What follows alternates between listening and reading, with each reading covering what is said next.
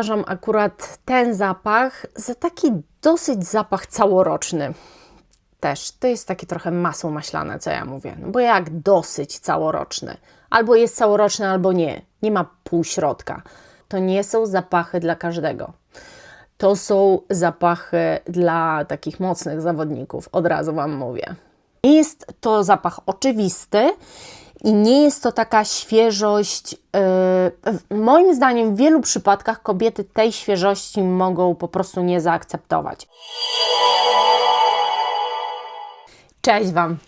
Witam Was i dzisiaj przychodzę do Was z takim podsumowaniem tego, co używałam w tym miesiącu, ale tak wiecie, globalnie nosząc na sobie. Opowiem Wam, jak mi się tego używało, czy to był dobry miesiąc w ogóle perfumowo i na taki film Was zapraszam. To był wybitnie dobry miesiąc perfumowo. Był bardzo spokojny. Był to miesiąc używania zapachów, po które mam wrażenie, że nie sięgałam wieki. To był miesiąc na nowo odkrywania niektórych woni.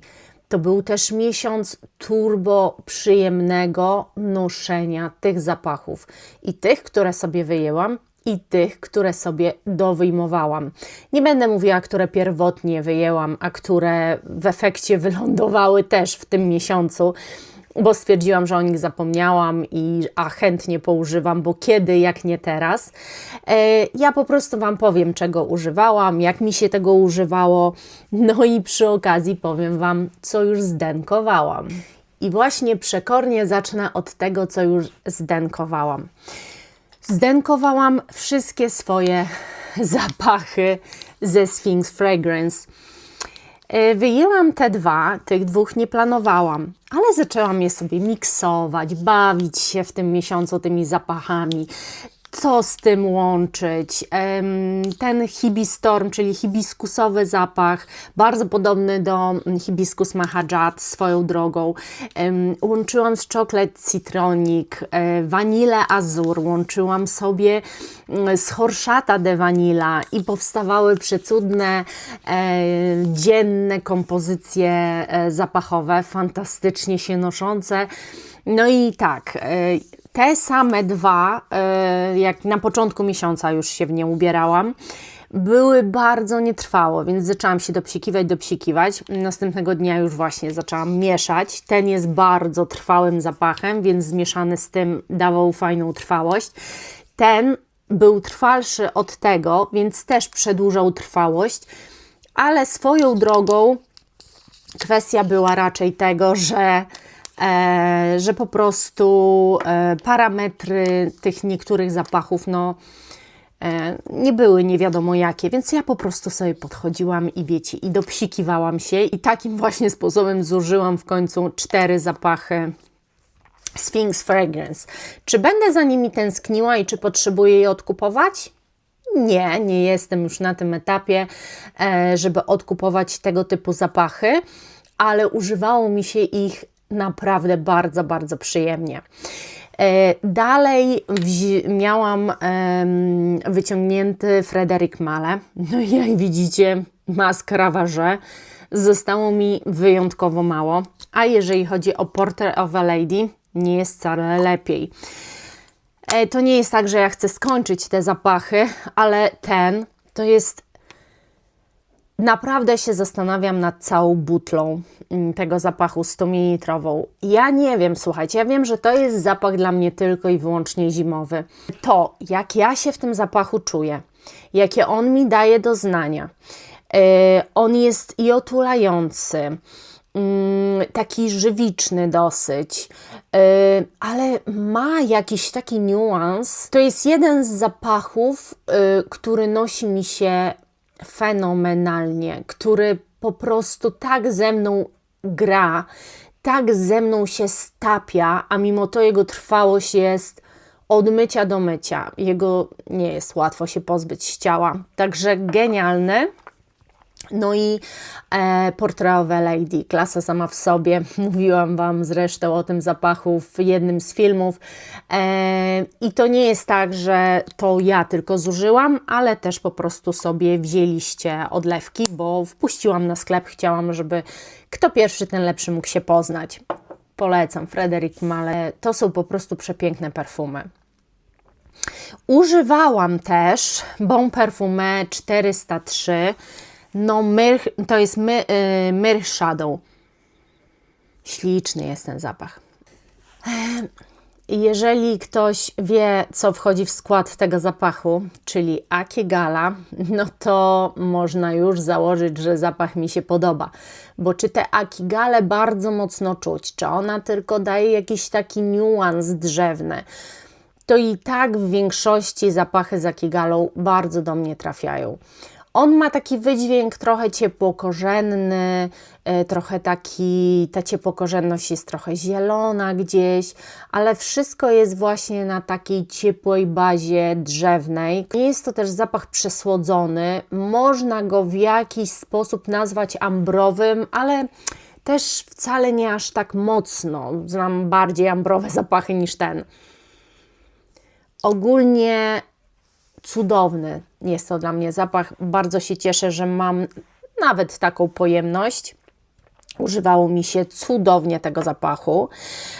Miałam też Star. No, on jest już, można uznać, na końcówce. Sami musicie przyznać, że został zużyty w dużej ilości. Ja Wam powiem, że parametry tego zapachu to mnie po prostu zachwycają. On na mnie siedzi calutki dzień. I mimo, że to jest taka karmelowo-dymna sytuacja, to znaczy dla mnie ta wanilia tu podana jest tak dosyć karmelowo, to ja nie wiem, on gra przepięknie na skórze, fantastycznie cały dzień Was otula, rozwesela też tą słodyczą. Jest takim fajnym, przytulaśno, gurmandowym, ale też nie za mocno, troszkę dymnym zapachem. Świetnie mi się nosi, bardzo go lubię. No i jak widać, Wy też.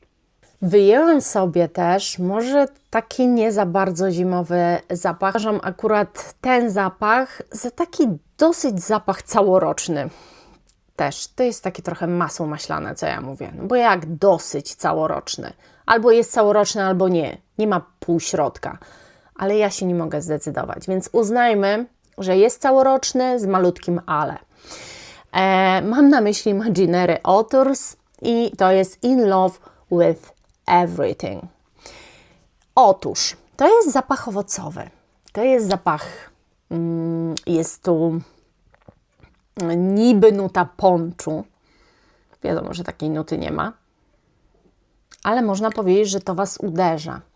Na pewno uderzają Was tu fajne, dosyć kwaskowate owoce, ale nie za kwaśne, z dodatkiem jakiegoś delikatnego cukru, dosłownie odrobiną cukru. I to, co jest tutaj najpiękniejsze, to moim skromnym zdaniem drzewo sandałowe, kremowe, na którym to wszystko gra i buczy. Fantastyczny jest ten zapach. Moim zdaniem totalnie noszalny, zero udziwnienia dla każdego, a jednak jest to w jakimś stopniu kompozycja wyjątkowa. Mimo że opowiadam Wam, że jest to owocowa, trochę kwaśna, dosłodzona z jakimś cukrem, że jest to na drzewie sandałowym, nie wydaje się to być kompozycja wyjątkowa. Natomiast ta owocowość nosi się wybitnie. Uważam, że po prostu jest to ukręcone bardzo dobrze i to czuć, te ukręcenie. Czuć, że jest tu jakiś kunszt, że ktoś wiedział, co do czego dodaje, w jakiej proporcji. Wszystko tu się zgadza. Ten zapach miałam na sobie ze 3 razy, uwielbiałam go. Raz na cały dzień, a 2 razy na noc. Powiem Wam też, że nosiłam ten zapach. Diamencik cudowny. No ja nic nie poradzę, że La Nuit Trésor uwielbiam, a Vanilla Noir jest naprawdę też śliczną i bardzo, bardzo trwałą kompozycją. Mam teraz zamiennie, mogę róż drama używać na przemian z vanilla. Dla mnie to są zapachy raczej zimowe, nie wyobrażam sobie tego absolutnie nosić latem, ale wiosną czy jesienią już tak wyobrażam sobie. Natomiast generalnie to są dosyć mocne, takie zawiesiste, słodkie wonie, więc no muszę mieć taki dzień na coś takiego, żeby to założyć. A w mroźne wchodzi jak w masło. Jak jest duży mróz i taka zima jak teraz, to ten zapach po prostu jest najlepszym, co można na siebie założyć. Miałam ze 3 czy 4 razy. Wspaniałe. Nosiłam też Franceskę Bianchi. Nosiłam w końcu, bo nie wyjęłam, przypomniałam sobie, że hello, no jak to? Przecież ja mam Franceskę i kiedy mam ją nosić? Jak widzicie, sticky to już prawie nie ma, a i The Tiger nie za wiele zostało. Ja Wam generalnie mówiłam, że Tiger to jest nawet letnim zapachem. No, ale to w takiej chyba mojej tylko konwencji, bo generalnie ciężko mówić o zapachach Franceski jako w ogóle o zapachach całorocznych. Wydaje mi się, że te kompozycje są na tyle zawiesiste, ciężkie i mocne, że bardzo mocno przytłoczą latem. Ja go latem inaczej faktycznie odbierałam, więc testowałam Tiger latem i odbierałam go jak taki naprawdę świeży zapach. Natomiast teraz go nosząc był dla mnie dosyć ciężkawy, ale jest przepiękny. Jest przepiękny. Boże, a to trwa i trwa. W ogóle uwielbiam wonie, które nakładacie i one na Was trwają i trwają. Co jest dziwne, Tiger, petarda, ale już Sticky Fingers to jest dla mnie taki mocno żywiczny zapach. On dobrze na mnie leży, dobrze mi się układa na skórze, nie ma jakichś takich dziwnych niuansów, ale jest bardzo ciężki dla mnie. Właśnie jest tu chyba coś jednak sticky. Chyba zaczynam czuć tę lepkość tego zapachu. Tak się trochę w nim lepko czułam, powiem szczerze. Natomiast Tiger naprawdę jest cudownym zapachem. Nie dla każdego. To nie są zapachy dla każdego. To są zapachy dla takich mocnych zawodników. Od razu Wam mówię. Wyjęłam też sobie, nie wyjmowałam tego z Wami, ale w trakcie miesiąca wyjęłam, bo przypomniałam sobie, że Frank Boclet Orchid to ja już nie używałam czasu temu. No a że ja kocham ten zapach. Naprawdę, Jezu, ja po prostu, słuchajcie, nie wiem. To jest naprawdę wyjątkowy kwiatowiec. Jest tak niesamowicie zbudowany. Ja nie chcę się powtarzać, bo ja Wam o nim opowiadałam. Jejku. No jest po prostu niesamowite. Jak widzicie, też nie mam go już dużo, ale to jest naprawdę zapach niesamowity. Ja jestem fanką i kompletnie zakochana w tym zapachu i jeżeli on mi się zużyje, czy Wy go mi zużyjecie, czy ja go zużyję, to za wszelką cenę muszę mieć drugą buteleczkę i będę szukała czegoś większego, bo to jest mała pojemność 50 ml, a są setki. Wolę setkę. Używałam też, i to chyba nadużywałam, Mobussin Histoiredo. Fantastyczne.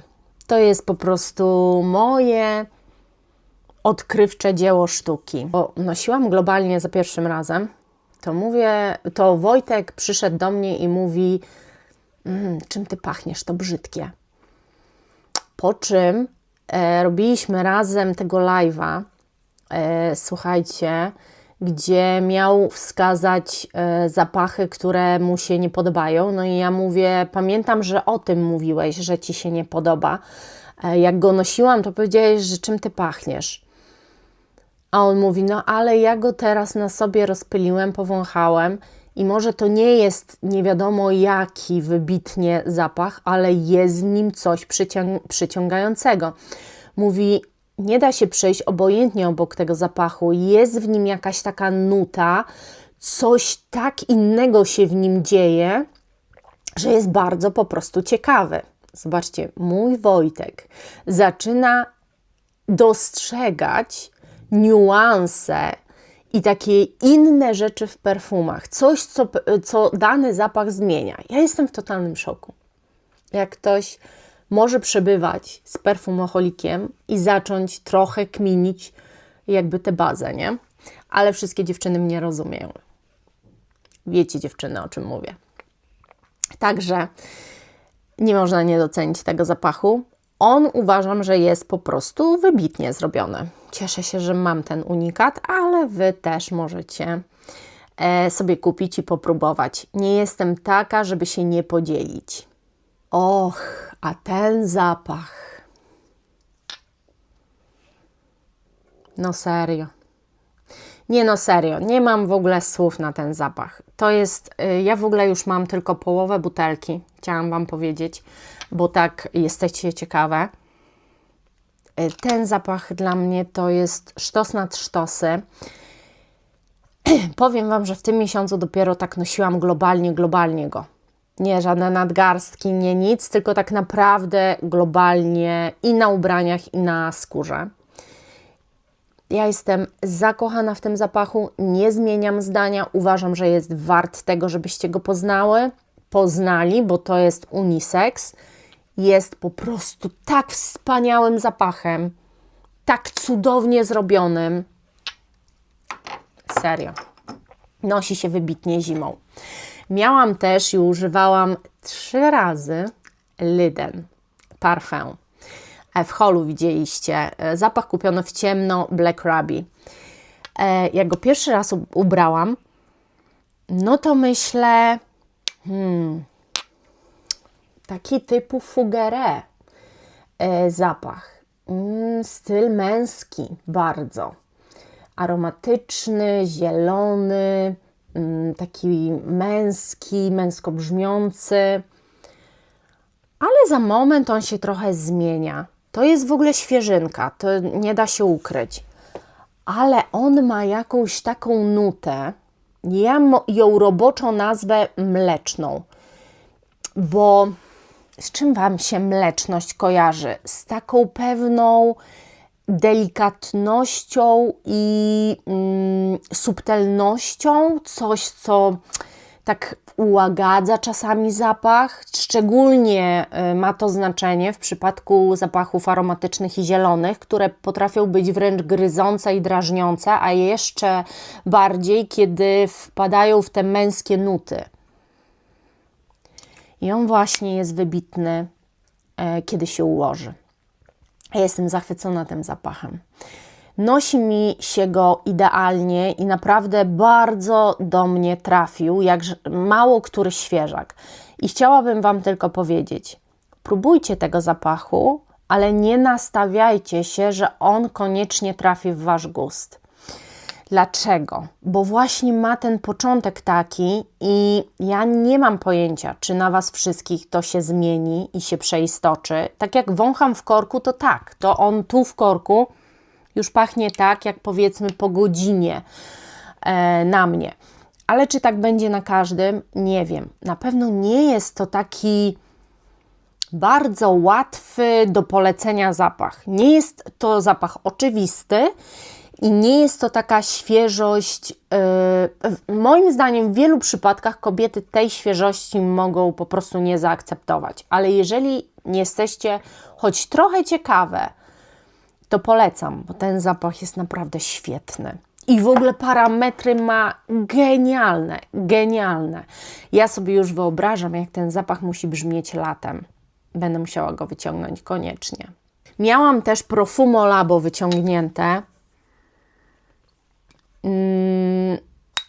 I to jest taki trochę... To jest taki trochę Ennui Nomade Sugar Leather, tylko tam jest szlachetność, a tu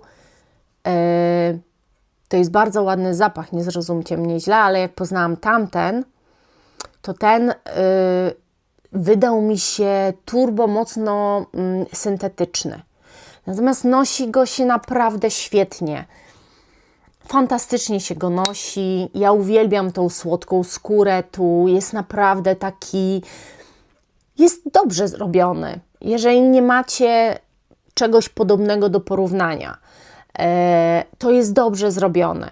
Ale już jak kupiłam ten Sugar Leather od NW Nomade i tamten nosiłam na sobie, no to tam jest taka szlachetność, takie te składniki, tam jest wszystko takie, no kurczę, bardzo dobrze ukręcone. A tu zaczęłam wtedy czuć właśnie tę syntetyczność. Mimo to polecam, ten zapach uważam, że jest świetny. Miałam na sobie i w ogóle jechałam do rodziny i nałożyłam ten zapach.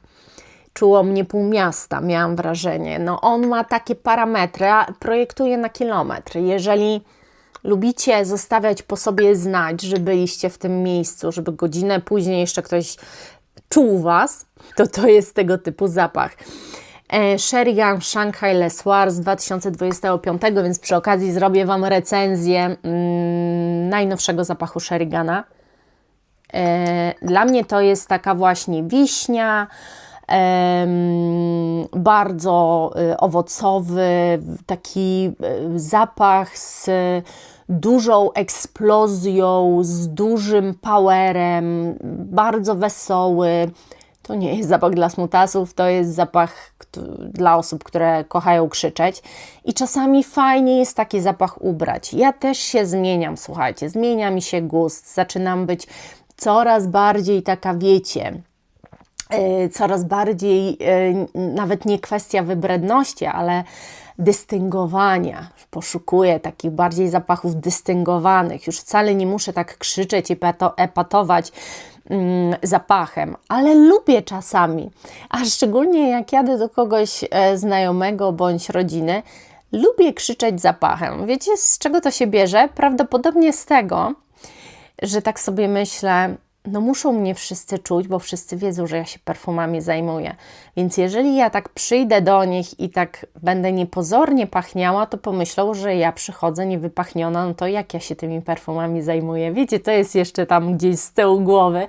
Natomiast oczywiście też ubieram fajne, delikatne wonie, ale ten zapach jest naprawdę bardzo wibrujący, niezwykle wesoły i bardzo, bardzo owocowy. Świetne. Jak ogólnie zapachy Sherigana. Polecam serdecznie. No właśnie. Teraz sobie powiemy o zapachu Nail Giorno Nell'Ora od Filippo Sorcinelli Unum. Ja myślę, że jeżeli ktoś ze mną jest długo, to ja tego zapachu nie muszę przedstawiać i Wy wiecie, że to nie jest prosta woń, ale to jest woń, to był w ogóle zapach, którym ja pewnego dnia się poperfumowałam. To był jakiś dzień weekendu. Tak, wyperfumowałam się, słuchajcie, tym. Wyszłam stąd, weszłam do salonu, gdzie siedział Wojtek i pamiętam, jak on się po prostu rozkochał w tej woni. On mówi, Jezu, jak to pachnie, jakie to jest niesamowite. Ja mam wrażenie, że ja tym razem też go odebrałam jeszcze inaczej niż wcześniej. Dalej jest to dla mnie turboprzestrzenny zapach, natomiast mam wrażenie, że już nie czułam tyle tych takich metalowych, olejowych tematów, jakichś motocyklowych, tylko bardzo dużą taką zieloność i ściółkowość, taki wręcz może lekko zgniła trawa albo za mocno wysuszona, pomieszane zgniłe z wysuszonym, ale nadal Wy myślicie, że to jest coś negatywnego i brzydkiego, a w moim odbiorze to brzmi bardzo przestrzennie, powietrznie i niesamowicie. Nosi mi się ten zapach naprawdę niesamowicie. Ja go po prostu uwielbiam i uważam, że jest niedoceniany, a naprawdę przepiękny zapach. Dla mnie oczywiście. Ja rozumiem, że ktoś się może w nim nie czuć zbyt dobrze. Nosiłam też Cuir Tassili od Maison Rebacci i ja się zakochałam w tym zapachu. kompletnie się w nim zakochałam. Muszę Wam powiedzieć, że jest to jedna z woni w mojej kolekcji nie do podrobienia, żadna inna nie idzie w tym kierunku, nie mam nic nawet w bazie albo w czymkolwiek, w jakimkolwiek fragmencie tego zapachu, żeby mi coś przypominało ten zapach. Świetnie mi się to nosi i będzie film w przyszłym tygodniu, w którym Wam nie będę zdradzała, co to za temat, ale tam poopowiadam Wam o pewnej stylistyce zapachów bardzo bliskich obecnie mojemu sercu. To tak w zaowalowany sposób. No i ostatnie, ale nie ostatnie, co używałam, tylko ostatnie, po co sięgam, to jest Ballet d'Argent od Anomalie. To jest, słuchajcie, zapach bardzo kwaśny. Bardzo, bardzo kwaśny. Ja kiedyś piłam i kochałam się w kompotach z białej porzeczki, białej, czerwonej porzeczki i agrestu. Mieliśmy swoje krzaki i robiliśmy te kompoty przez całe lato i ja je uwielbiałam, one mnie bardzo orzeźwiały, a szczególnie ta woń z białej porzeczki. Dla mnie to jest ten zapach tego kompotu z białej porzeczki, tylko nie tak dosłodzonego, jak mama dosładzała te kompoty. Bardziej czuć jeszcze tę kwaskowość, ale niesamowicie orzeźwiające. On musi być niesamowity latem. Moim zdaniem to wręcz przyniesie mi chłód. Bardzo mi się podoba ten zapach. Wpisuje się w moje gusta. On jak już się ułoży, to mam wrażenie, że tak fajnie tańczy z moją skórą, że tak fajnie się rozumieją, że to jest takie, że czasami mi się wydaje, że on znika i się raptem pojawia, czasem w trochę innej odsłonie wręcz, więc jestem bardzo ciekawa, jak on będzie brzmiał latem, jak on może się zmieniać, ale według mnie jest to zapach, który latem będzie bardzo dobrze się utrzymywał i nie będzie się ulatniał. No. Także Ballet d'Argent był w używaniu. No i to tyle. Trochę tych zapachów sobie poużywałam, oprócz tego testowałam i o tych zapachach, które testowałam, Wam nie mówię. Większość z nich nie było testowanych globalnie, tylko raczej po prostu nadgarstkowo w tak zwanym międzyczasie, nosząc coś. Powiem Wam, że wszystkie te wonie są niesamowite, one mi zrobiły miesiąc. Nie wiem, czy Wy to widzicie, ale ja po takim perfumowym miesiącu, kiedy naprawdę miałam czas ponosić te swoje perfumy, czuję się szczęśliwsza od razu. Czuję się taka naładowana. Mam więcej poweru też, żeby Wam pokazać i powyciągać coś na nowy miesiąc, bo wiem, że znowu sobie tego poużywam i że będę zachwycona.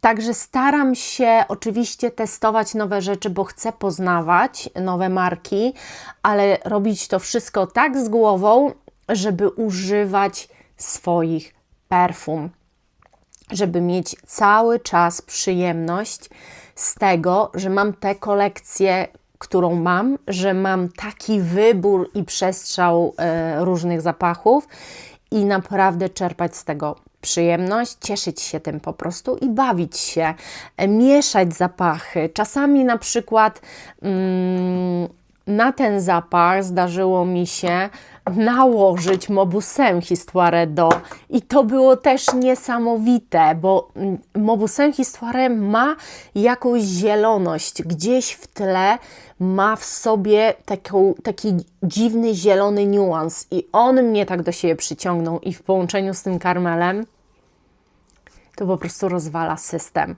Zabawa i jeszcze raz zabawa. To jest to, co daje mi obecnie szczęście. Używałam też tak przelotnie, słuchajcie, Gucci Bloom, ale to na wieczór. No, także nie zanudzam Was więcej. Mam nadzieję, że miło spędziliście ze mną ten czas. Zapraszam Was na przyszły tydzień. Pierwszy film to będzie oczywiście, co wybieram na luty. Może wybiorę więcej niż 10 zapachów? Nie wiem jeszcze. Pomyślę, mam chwilkę czasu, zastanowię się, czym chcę pachnieć w lutym. Ale powiem Wam, że to będzie, podejrzewam, już taki ostatni gwizdek na te wszystkie otulacze. Więc chyba trzeba je po prostu puścić w ruch.